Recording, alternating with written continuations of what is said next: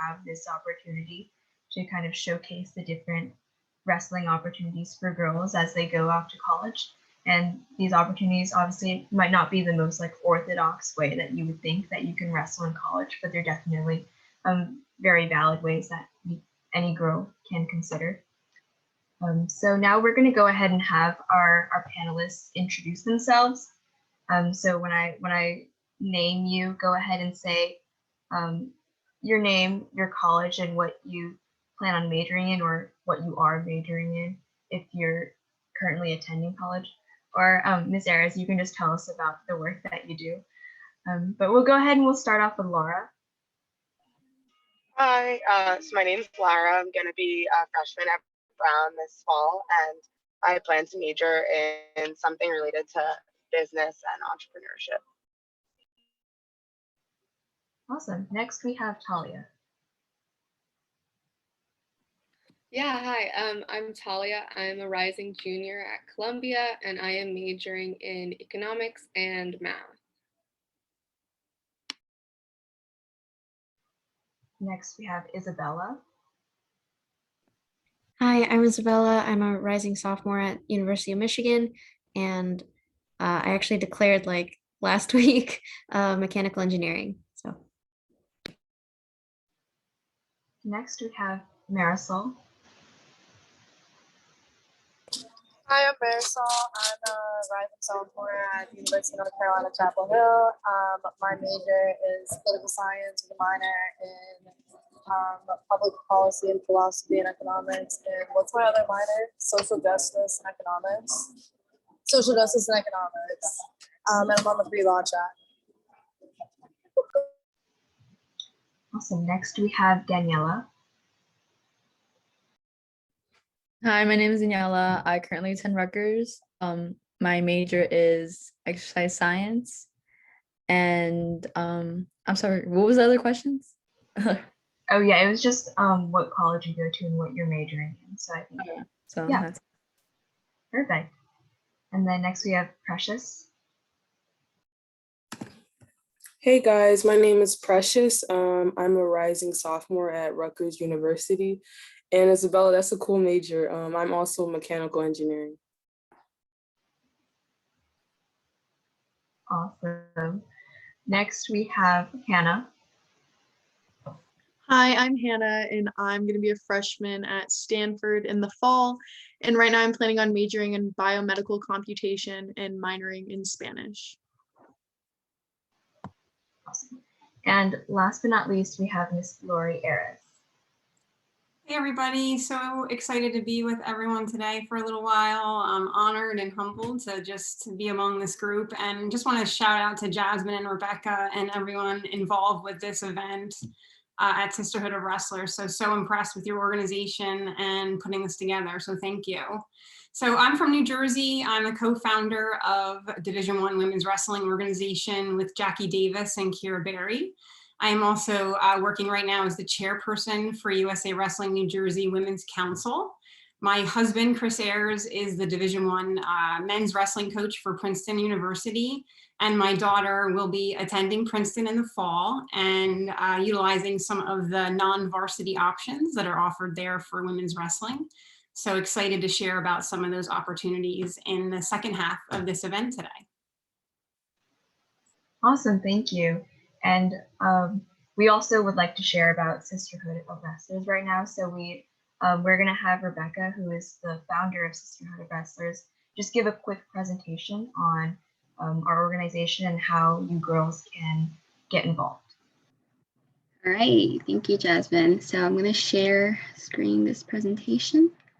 Yeah, we made a quick presentation on what our organization does. So we are the Sisterhood of Wrestlers, and basically we are a organization mostly online, although I do have a few like people I know in real life, but then we all met through online, and we are a student-led not-for-profit organization to help girls wrestlers find a support network. Now we publish some online articles. You can find those on our websites, Instagram posts and stories and other resources.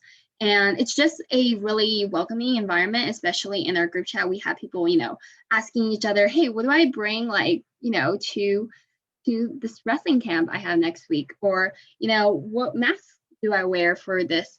We just have like a group of really warming girls who are willing to help each other in and then creating content for everyone else, for our followers.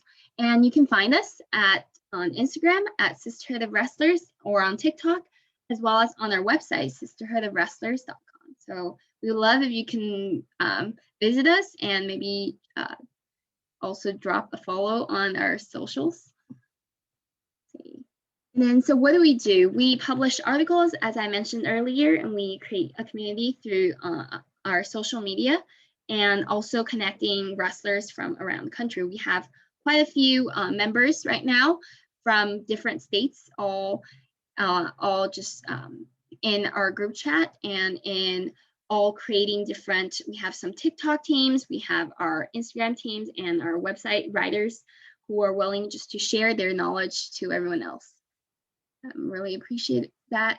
And then articles on our website, if you go to sisterhoodofwrestlers.com and you go to blogs, you can find a few articles that we've written, including like how to deal with burnout.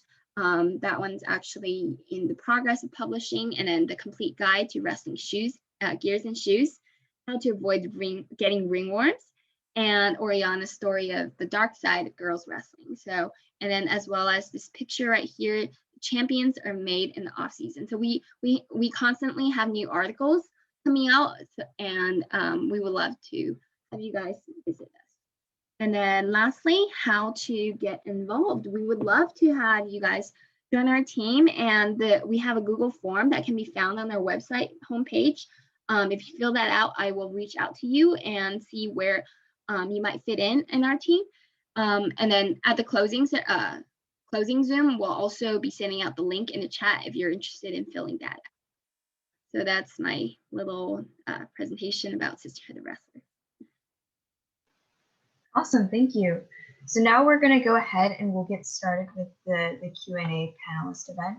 And so how this will work is I do have pre-planned questions that I can ask the panelists, but if you guys have any questions that you want to ask them, feel free to put that in the chat, and then the panelists, they will opt into answering which questions they prefer. So the first question I have for the panelists, and we'll start with Talia, is why did you choose the college you're attending or going to attend? And you can talk about it based on athletics or academics, whatever angle you prefer. Yeah, definitely. I wanted to choose an academically challenging institution, but I also knew that I loved wrestling and I wanted to keep wrestling, and I didn't know what opportunities there would be. And so I knew that wherever I would end up, I would probably have to start some sort of program. I started the women's program at my high school. I even started the program that ended up being located at my high school. I had to wrestle at other schools when I was in high school. And so I kind of wasn't afraid of that, but I did want to choose an academically challenging institution. And New York City, I'm from California, and I wanted to, experience a new location, kind of, I don't know, go somewhere far away from home, figure out a new space. And so that's how I chose Columbia. Thank you for sharing. Isabella, what about you? How did you choose University of Michigan? So similar to Talia, I was looking for somewhere where they had like a very good engineering program and that it would be academically rigorous. But I also wanted to make sure that I could keep wrestling. So I did also like look into clubs. I didn't think of starting my own. So I looked into clubs that already existed, and I found that University of Michigan had a wrestling club, and they have had women on the team before. So I thought that would be like a pretty good place to start. And it did help that my brother was already going. So I knew that it was a good school and that people that went there liked it. So yeah. And for Marisol, you actually transferred to UNC. So what kind of led you to your decision to transfer colleges? So one of the things that I was looking at too was one of the main factors for me when I was choosing a college originally was, can you hear me by the way? I'm at an airport. Yeah, we can hear you. Okay, perfect. One of the big things for me was always like, getting a good education. So originally I was at Lehigh University, which is in Bethlehem, Pennsylvania, which is a really good academic school. I've always wanted to go to the University of North Carolina. That was always a school I was really interested in. I emailed the wrestling coach like my junior year or something like that, and I didn't get a response. So I kind of put it on the back burner for a while. But basically what happened was when D1 Women's Wrestling posted their the University of North Carolina's open letter basically saying that they wanted to roster females and they wanted to have women as a part of their program. That was a really big deal to me. Shoot, sorry, my little sister is trying to call me. That was a really big deal to me that the coaches were willing to do that, because at the time, I was just starting to work with college coaches and different RTCs and was seeing a lot of feedback from, from coaches that I really wanted a coach that was passionate about women's wrestling and really wanted to have females in the program. The fact that a coach was taking that initiative was a big deal to me. So I reached out to Tony Ramos, and the first thing he said to me was we want to put you on an Olympic team. And I hadn't really been around a coach that I felt believed in me like that, or saw a big picture with me, or, wanted to build something with me. So the fact that there seemed like it was going to be a long-term home for me was a really big deal. So that's kind of how I came across the University of North Carolina. Yeah, that's awesome. That's also great to hear how D1 Women's Wrestling was able to help you with that journey. And what about Daniela? How did you choose Rutgers? I kind of like Rutgers because it's very diverse, has a large student body. It's not too far from home. I'm from Jersey, so it's not where I have to fly out, you know what I mean? I also liked how they have a good help for health majors. At least they have really good programs there and internships and all that. So that's what I kind of focused on it more academically, and tuition wise, it wasn't a lot for me. So I never planned on going wrestling at all or even starting a club, honestly. But then I kind of got inspired by D1's women's wrestling, and I was like, yeah, I might as well, start a club. So yeah, that's kind of how I ended up at Rutgers. Awesome. Precious, for you, was it the same reasons for going to Rutgers, or was it different? For the most part, yeah, the same reasons. I looked at it from a more academic standpoint. Rutgers has a really good engineering program, and I liked that it was a big school and also not too far from home for me.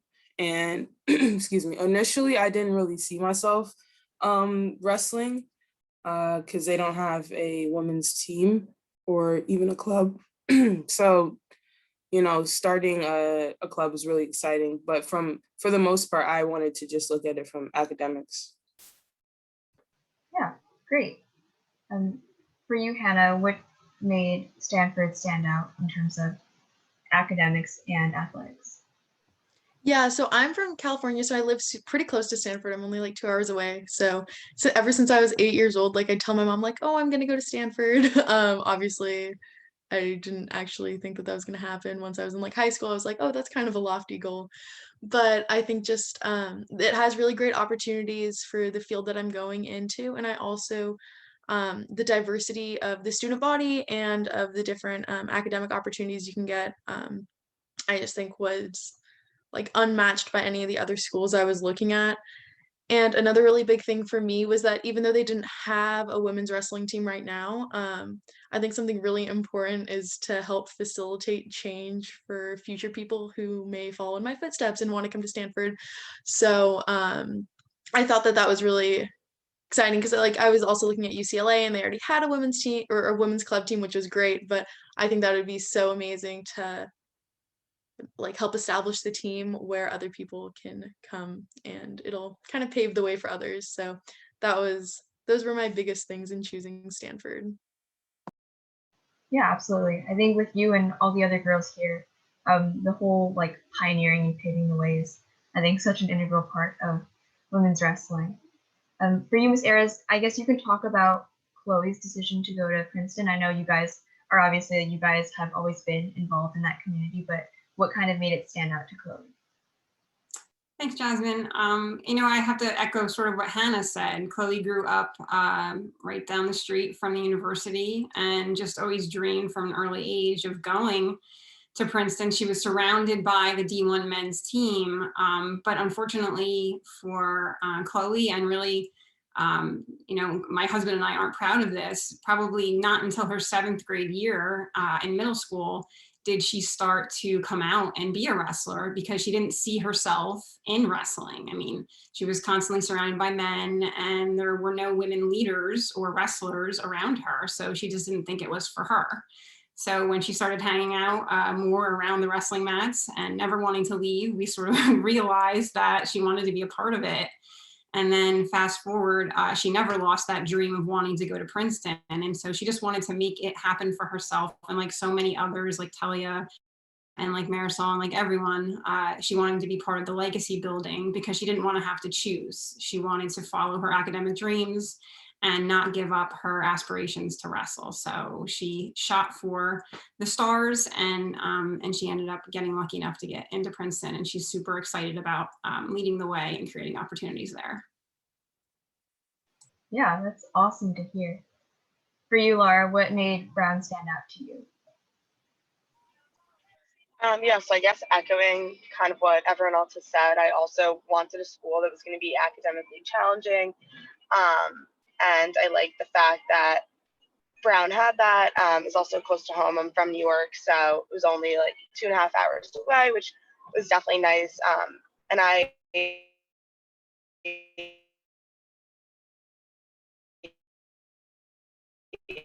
had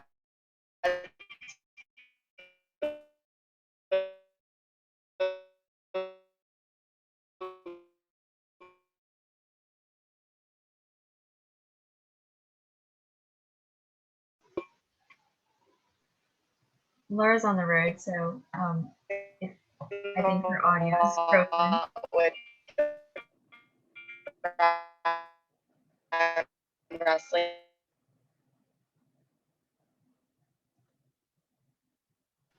Yeah. Since Laura's on the road, sometimes like the data might be a bit spotty, so I'll see if it does wrap up. But for Laura and anyone else on the road, if you did want to type your response in the chat, I didn't. Go to. Oh yeah, sorry, Laura. I think it was cutting out a little bit, but that's okay. I think if it ever does that, if you wanted to like type your response in the chat, that works perfectly fine as well. I had a question for Ms. Ayres, and anybody else who has a question, you can feel free to put it in the chat. But I had a question about what kind of led you to co-found D1's Women's Wrestling? Sure. I think sort of as Marisol pointed out earlier, it's hard to understand, or it was hard to understand, and we're still trying to figure it out, what opportunities are available at the college level for women. And so we know that there are so many college programs that have developed D1, D2, D3, NAIA programs as well. But in terms of understanding what was available at the Division I level, it was a bit shrouded in mystery, right? It was, unless you were in the know, or you knew this person and or knew about this RTC opportunity, or learned about the ability to roster on the men's teams at some schools, it was just not transparent to everybody. And so it started out as a desire to create a resource that we could share, perhaps a website or something. And then it started to grow from there. We were able to see Columbia be the first to establish a women's freestyle wrestling club, so go Columbia. And then Harvard was shortly after them. And we started to recognize a process that was working and that could be replicated. And so we continued to grow and learn. And then we learned that there was much power behind creating working groups and support systems, so that we were all taking a step forward, and it wasn't just one person or a small group. and leaning on each other. And then it just continued to snowball. And we had large group meetings. And then we had, we were in COVID, we were in a pandemic, and we had access to Zoom meetings, and we had about 1 million Zoom meetings with individuals and working groups, and shared what was working and continued to learn from each other. And I think we're kind of in that process right now of really just explicitly trying to lay out what does work and share it with others and collaborate. And these non-varsity options are continuing to be rolled out at some of the different schools, and it's super exciting. We're all collectively now taking this step forward and developing this momentum at colleges and universities, and it's happening. So the tipping point is here. Yeah, absolutely. So Love had a question in the chat for our panelists. So if you guys want to answer it, you guys can use like the raise hand option.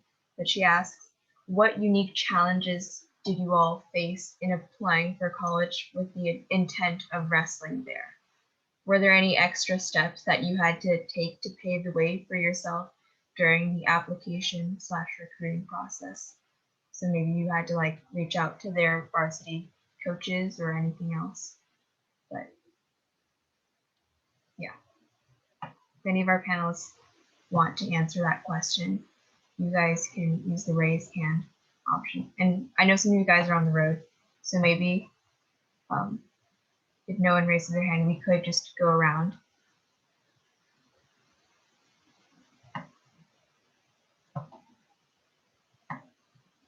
Okay, we can just go ahead, and if you guys maybe don't have anything to add, then you can skip the question, but I'll go ahead and I'll just go around to the panelists, and if you guys have anything to say, then you can answer the question. But we can go ahead and start with Isabella. Was there anything different with the college application process since you had the intent of maybe wrestling? I don't know that there was really anything different with the college application process for me. I figured I would just try and get in first, and then I did end up writing about wrestling in my essay, but I did ask once I got in, and I knew that this was one of the places that I might end up going. I ended up asking different coaches that I knew if they knew anyone at the University of Michigan that could like kind of help me like start the conversation. And they helped me get in contact with the coach of the club team and someone in the RTC actually. So I was able to use that to kind of like bring it up like that I wanted to wrestle, and I was serious about wrestling for the school, at least on the club level to start, and then possibly transitioning into, or hopefully transitioning into, a varsity team. So yeah, for sure. Reach out to coaches that you know and see if maybe they know someone. That's what I think. Yeah, great. Marisol, for your application to UNC, was that different because you were planning on, wrestling at the highest level?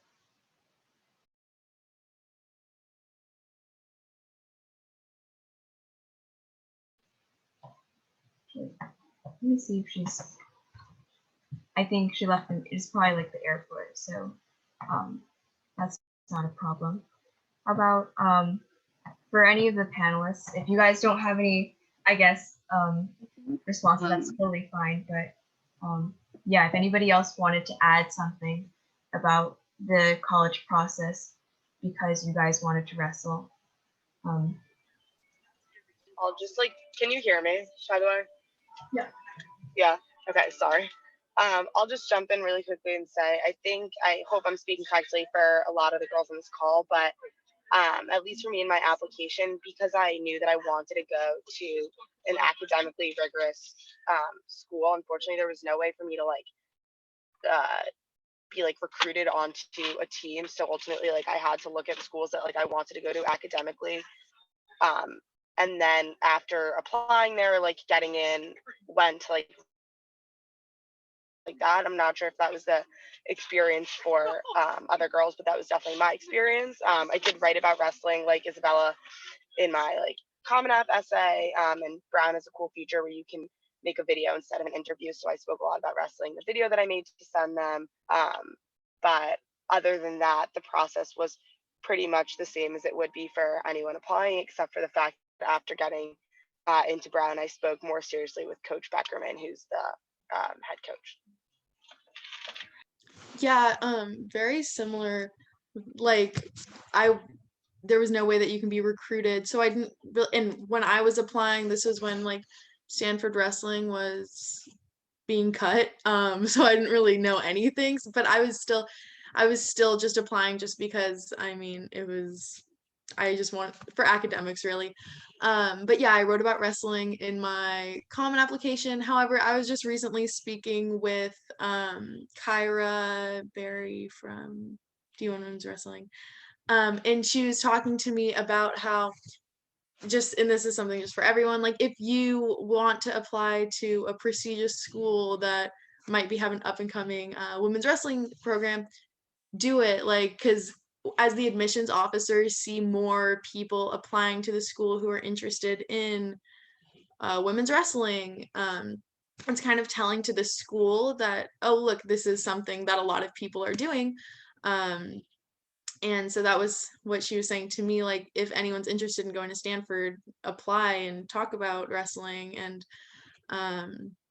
yeah, I mean, you can totally contact coaches too. I mean, it's just different than any other sport where you can't be recruited, but still, like, reach out to the coaches and see what it would be like. There's no reason not to. I didn't, because I just didn't know what was happening with it, but I would recommend that you do. Even though I didn't, that doesn't mean you shouldn't.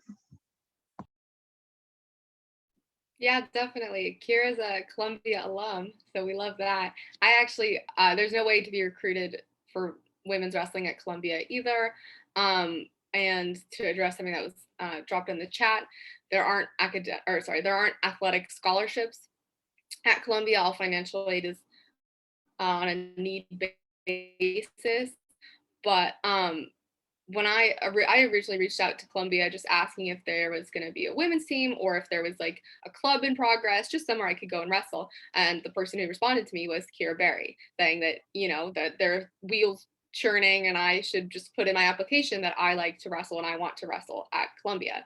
And so I think that's a common theme for a lot of these places, is that there isn't really a mechanism in place for recruiting at the moment, but showing interest, showing passion for the sport for you as a student is just the core of all of our applications and why we're all here today. So definitely keeping up with that.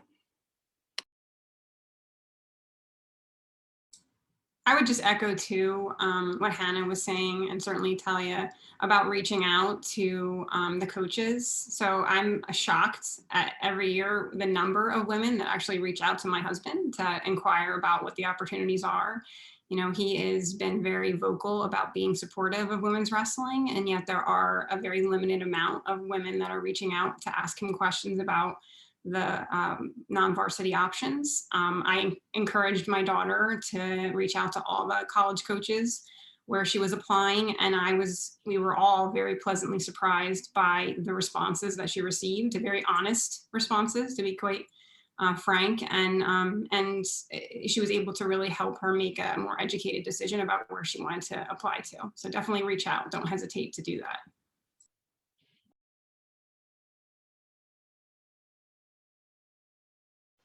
Yeah, thank you guys for your input.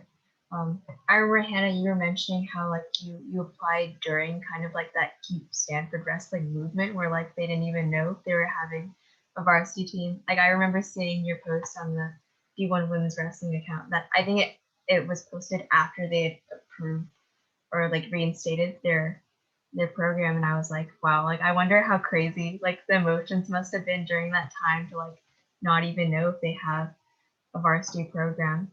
But yeah, it's crazy. One of our participants asked, if you qualified for the RTC in your state, could you participate in any RTC around the country? So this might be more directed at Ms. Aris or anyone else who's wrestled at an RTC. So I can tell you that as a high school potential student athlete, you have to live within 250 miles of the RTC. And so that can be limiting when you're from a state like California that's so large. But you can also petition in with a waiver if you're outside of that distance, but it does make it difficult to get to that RTC regularly if you're more than 250 miles away. But it is something that you could use as a resource, perhaps on the weekends and things like that. Once you become a college athlete, you're no longer a potential student athlete. So then you can participate in any RTC that you choose. That's a great question. Awesome. So I think we already answered the next question for maybe some of the schools, but for any of the other panelists, can you guys speak on if there are any scholarships for girls wrestling at your college, or if these kinds of opportunities for scholarships are even available for girls at all?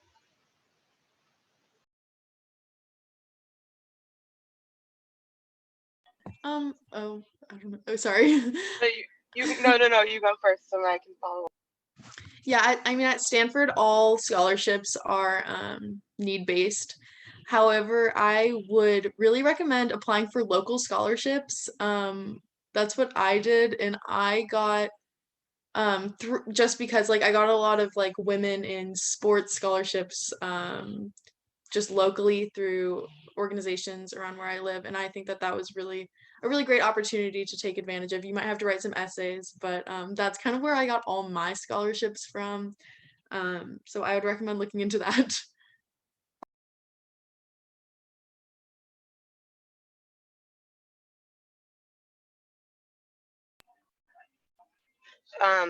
Yeah, I think that similar with Brown, there's no like scholarship for like women's wrestling, but it's also like I think it's need blind actually, but I'm sure that there are like scholarships you can get also like your school and your town and things of that nature.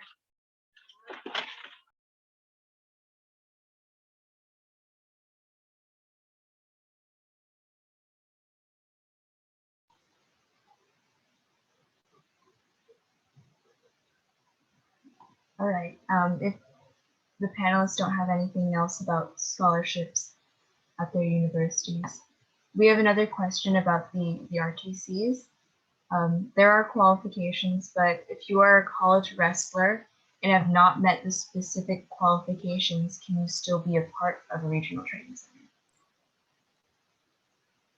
So unfortunately, you have to qualify. So USA Wrestling, if you type into the search engine on your computer, USA Wrestling RTC criteria, it'll pop right up and it will list out all of the ways that you can qualify. So if you're in college and you haven't previously qualified through one of those methods in high school, you still have the opportunity to continue to work towards becoming qualified, and all of those ways is very clearly listed. I'd say as a high school student, the easiest way to qualify for the RTC is to place top 6 in your freestyle state tournament. And then of course there's other ways to qualify too. You can place at junior nationals in Fargo in the summertime, so placing top 8 in either U16 or juniors will qualify you for the RTC.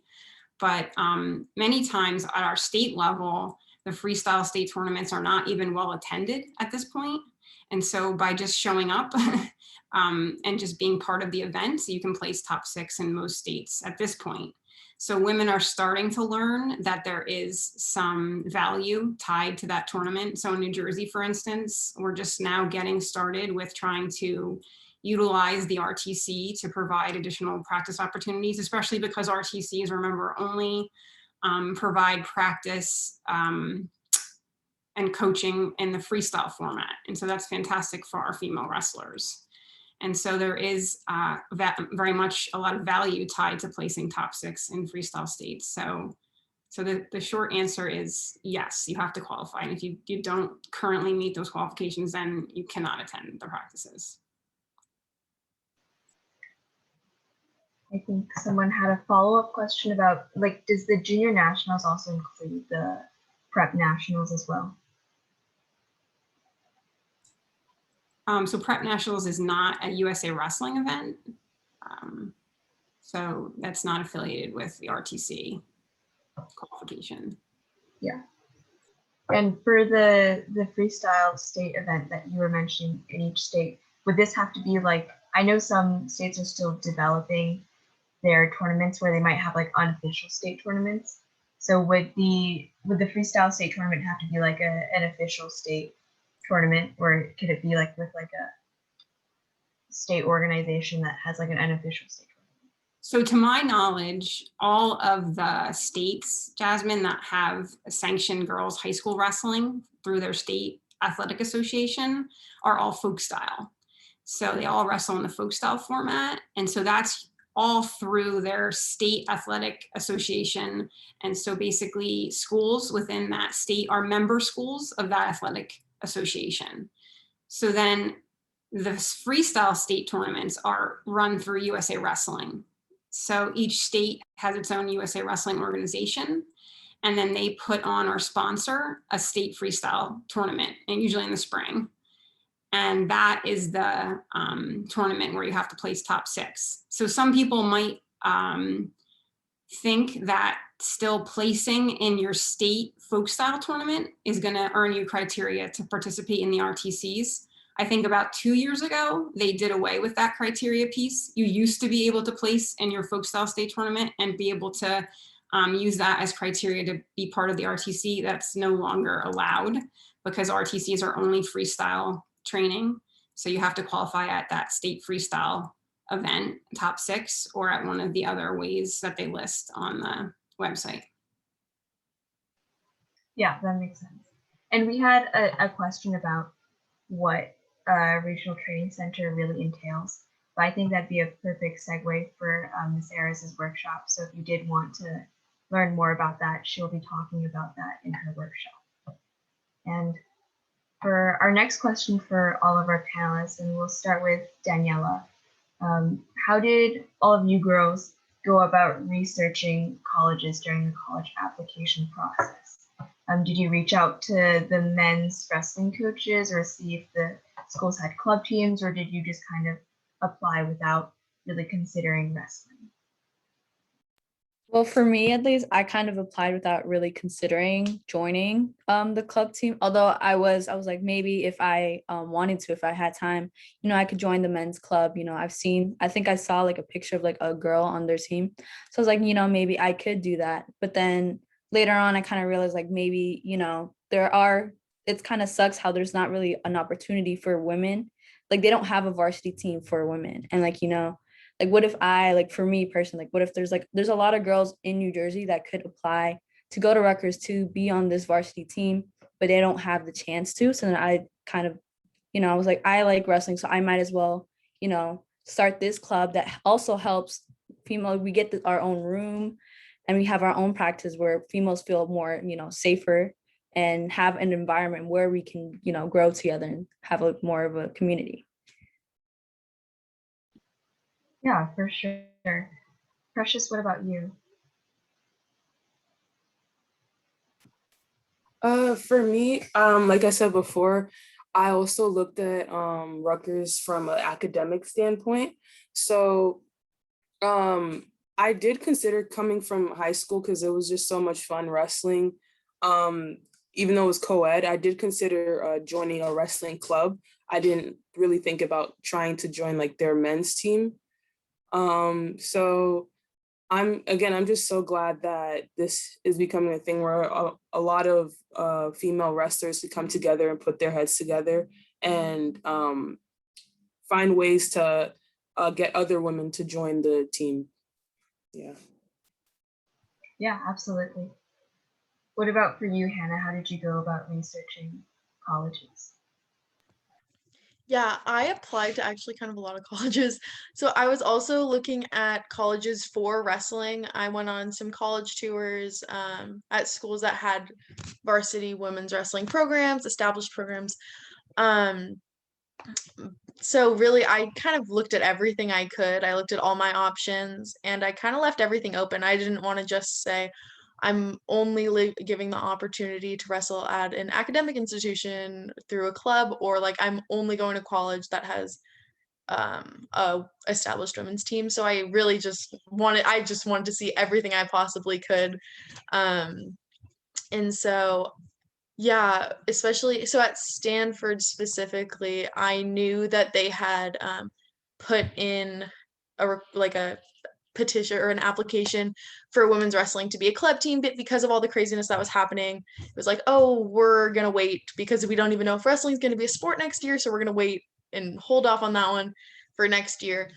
So I knew that the coaches were actively trying, and my mom actually asked their coach about it, and they said, like, oh, that's like what we really want to do. We're really trying for that. And once I got accepted, that was like right around the time that the wrestling was reinstated. I mean, I guess this is kind of off topic of like me researching it, but so I was kind of just going in like, oh, maybe it'll work, maybe it won't. But then when I went to their town hall after it was reinstated, and every single like assistant coach, every single person was just talking about getting a women's club team established and working towards a women's team. So somehow it all worked out for me. I don't know, but so I'm kind of lucky with that. But I don't know. Yeah, that was, I kind of looked at everything. And when I got accepted to Stanford, that was kind of, I was just had to go there. So now it's my job to help get a women's team. Yeah, that's great. Ms. Ayres, I know you already mentioned how Chloe emailed all of the coaches to the colleges that she was applying to, but what kind of led her to choose the specific colleges that she was considering? I think she had worked so hard in high school, and I don't want to speak for her, but she really did not want to, like Hannah said, limit herself at all in terms of where she was shooting academically. And so she applied to a lot of different schools. She did reach out and want to hear from the coaches because she applied, I'd say, to 12 schools. So that was quite a big number. We were busy writing essays and after essay after essay. But yeah, she wasn't limiting herself. She just really wanted to reach the stars in all areas. And I think all women should try to do that. All of us should, set our goals high, both athletically and academically, and go for it. And so, yeah, and then you kind of piece it all together after you see where you got in, and do a little more research by reaching out to the coaches and then making that final decision, right? I see Hannah kind of shaking her head. Yeah, so. Yeah, absolutely. Laura, how was the college admissions process or your game plan for researching colleges for you? Yeah, I think similar to what everyone's been saying, I did reach out to some coaches of schools that like I knew I was going to be interested in applying to. Ultimately, like I applied early decision to Brown, so that was like the school that like I wanted to go to most, and also like the coach that I spent the most amount of time talking to. But I would say out of like the 10 schools that I was like looking at, I probably reached out to 4 or 5 of the coaches. So I didn't reach out to everyone, but I definitely wanted to kind of like gauge interest from the coaches and see like where men's teams were at with like either putting women on their team or creating programs for women wrestlers. Yeah. Talia, what about you? Yeah, sorry, there are more questions popping up in the chat. So oh yeah. Yeah, we're gonna get through all the questions in the chat. Okay, yeah, I can kind of like even, I don't know, address a smattering. But I actually applied to a lot of schools because I also like didn't want to limit myself. And like the UC system, being from California, I felt like I had to, throw that out there. But I did like email coaches. Some people respond, some people don't. You have to just shoot your shot. And then while I'm talking, addressing like Juliana's question, is there any way women can still practice / train with the men's team if that college doesn't have like talking to coaches and like forming these relationships, which are really important? And as Hannah addressed, like the coaches who who care about this, and Marisol addresses, like coaches who care about this aspect of their program will tell you about it and will let you know and will make you part of it. And so I know at Columbia and at Princeton, the women who wrestle are fully invited and allowed to be part of men's practices and train as they see fit, and are being supported by the male coaches. So it definitely, I can't speak for all schools though. I'm sure there are some programs that might be more restrictive or possibly even less welcoming, but it's all about forming those relationships. And if you want to wrestle at a school, just ask. You have to ask or you don't get. You have to try to form these connections or you'll never know. So none of you are unqualified. I guess I'd say none of you are unqualified to reach out to any of these coaches to pursue any of these schools. So it's about finding what's right for you, finding who you connect with, which coach you connect with, who you think supports your goals, your dreams, what legacy you want to leave for your program. So I definitely recommend just trying to make those connections. Yeah, absolutely. And last, we'll hear from Isabella about the college application and research process for you.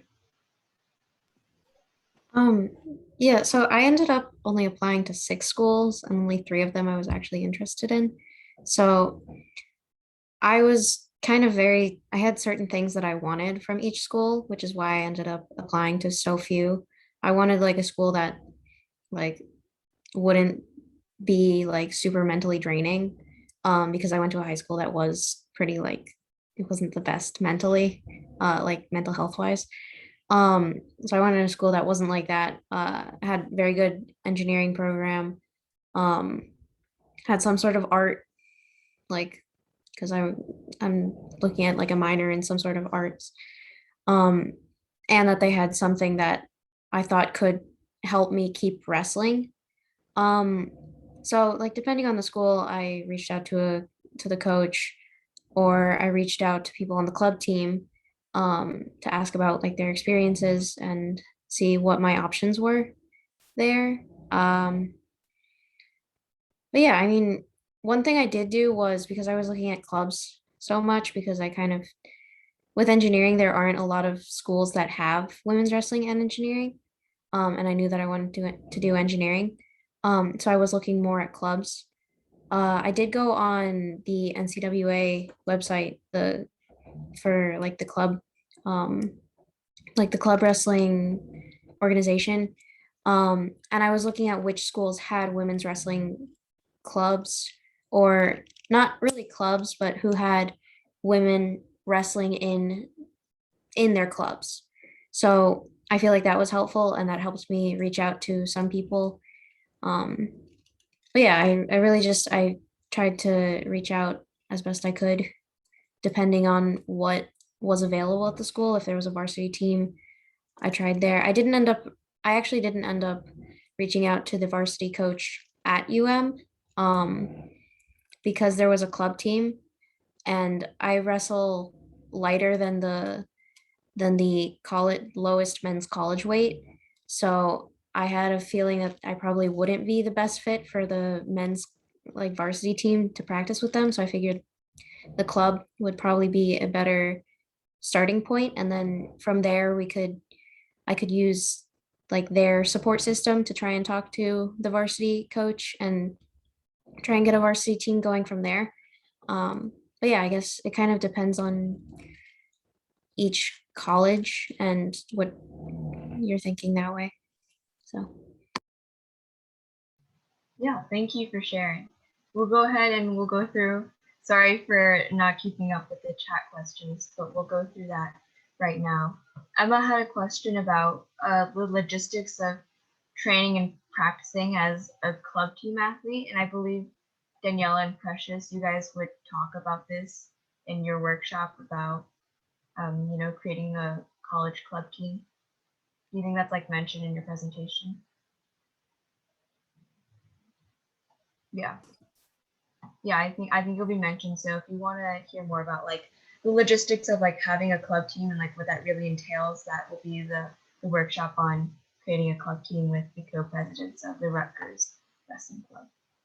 And Sam had a question about the different perks of being a club athlete and a varsity athlete. Again, Miss Ayres, I think this might also be covered in her presentation. So then that would be, you might want to check out that workshop for information about that. And then I believe Talia answered Juliana's question. And Bradley had a question about how women's club teams compete. I think that's a perfect question for our first workshop with Daniela and Precious. I believe they mentioned that in their presentation. Sorry, I'm just like deflecting everyone's question. I think they will be answered. And Sam wanted, she was asking specifically, Talia, if you could give examples of, I guess, what information to include if you're reaching out to a coach about kind of selling yourself to their program. And after Talia answers, I think we can open up this question to all of our other panelists as well. Yeah, definitely. So I'm trying to think. Okay, so I would say definitely just like, hello, this is who I am. I'm Talia. I'm from California. I wrestled at Carlmont High School. And then I said, like, basically, I'm very interested in attending this school. I said, this is my GPA, this is my SAT, and then a couple of my top extracurriculars, just kind of show where I guess my commitments were and just that I was a well-rounded student. And then I said, you know, I guess I kind of went a little bit deeper in my wrestling background. This is how long I've been wrestling. This is where I've been. This is what I've done. And then I said, is your school looking to either create or expand your women's wrestling program in the near future? It depends on like the school you're talking to. Some schools might have something in place, other schools might not. And I guess it's like, it's kind of selling yourself, because you definitely want to show that, you know, you're here, you're committed, you're qualified. But then at the same time, it's going to come down to like what's a good fit. So I guess like if you fit into the program, like it'll kind of become apparent. And so hopefully like once you've provided this information about who you are and what you're committed to, then you should be getting responses from people who kind of match that level and want to support you in that journey. I would also say don't be afraid of not getting responses, even if you put yourself out there, stuff like that. But just kind of, this is who I am, this is what I want. Oh, and just being like specific about like what you would want to do for that program. Like I remember in my initial, you know, emails, I talked about like, I've started clubs before, or I've started programs before. I could do it again if that's what is needed at this institution. And I got positive response from that. And then the next step is, of course, growing at many of these institutions. You can say like, hello, this is who I am. I have grown this program at my school just by being part of it, just by being committed to it, and I will do the same. So not only are you selling yourself to them, but like they're selling them, they want you. You are the prize. You're the prize. You are helping their institution by being the committed, awesome wrestler that you are. So always keep that in mind.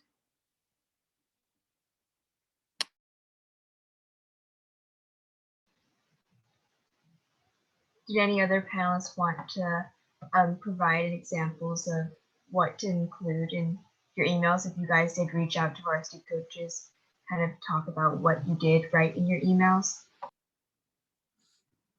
I would also add that you want to list questions. So as much as you want to sell yourself, you also want to make sure it's a good fit for you. So I love what Talia said, but I think also, you know, adding into that, what do you see in the next 5 years for women's wrestling? You know, what are your connections to the local RTCs? Like, could I, you know, be part of that programming? What programming do you currently offer through your RTC for women's wrestling? Is there an option for me to roster on the men's team? Do you foresee adding a women's division to any of your D1 men's wrestling tournaments? Would you be open to exhibition tournament or exhibition matches before your D1 events for different women's matches? So those types of things. Yeah, and we'll also talk about competition opportunities at the next event too, Jasmine. So in my presentation, so just to add on to what Riley was asking.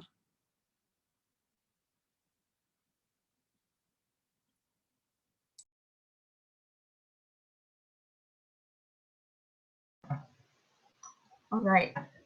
If there's no other, I guess, input on what to write in the emails, we also had another question about the difference between wrestling on a club team and, I believe, a college varsity team.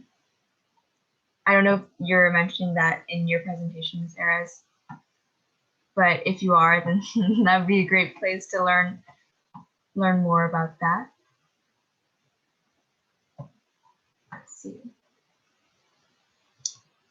I don't know if I'm missing any questions.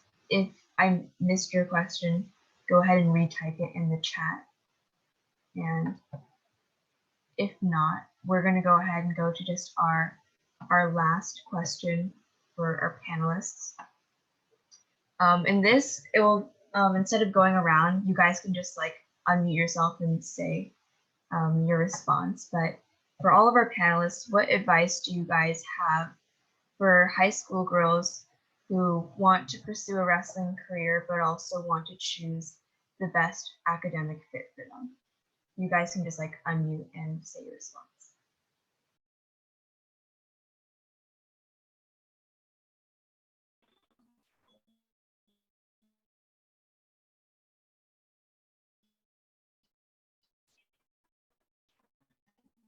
Um,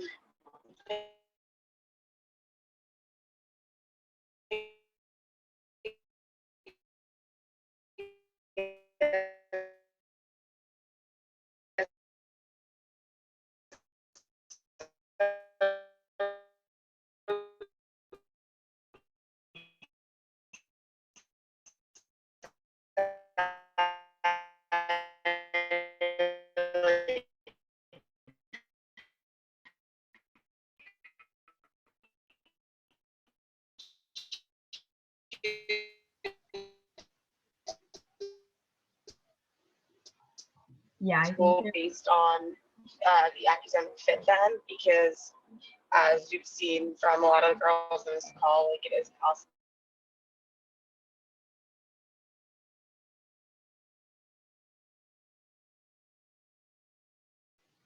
I think she's just lagging a bit, but Laura's main idea was pick a school based on the academics and let the athletics and your aspirations follow that. And yeah, so thank you, Laura. Would any of the other panelists, do you guys have advice for girls as they're applying for colleges? I guess I would say that I completely agree with Laura, more as if you want to go to that school, go. And then if you want to end up doing like a wrestling club like us, just do it. Like you have all the motivation in the world to be able to, you could do anything, honestly. And if you want to end up doing these clubs or even joining the men's team, just do it and like figure out ways, make connections, ask questions, please. And yeah, just please do it. If you want to go ahead, just do it.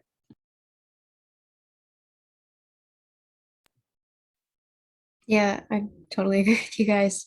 I think that uh, the first thing is like figuring out what your priorities are in terms of the school, but definitely what Daniela and Laura said, um, that you want to find a school that you like and that has what you want academically and socially and everything, because like you can always make something happen. You can either find a club, you can make a club, you can even just find like a program outside of the school if you need to. Um, but it's better to be in a school that you enjoy being at than if something happens and you can't wrestle anymore, then you end up then you're stuck at a school that you don't like. Like that's the worst case scenario, but that's just my thought there. And also, um, yeah, definitely ask questions and reach out to anyone that you know that might have um, connections.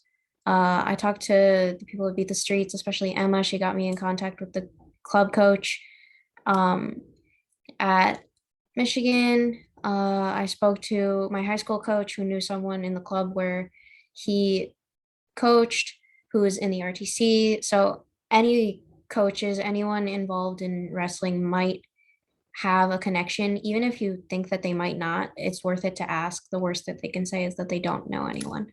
So just go for it.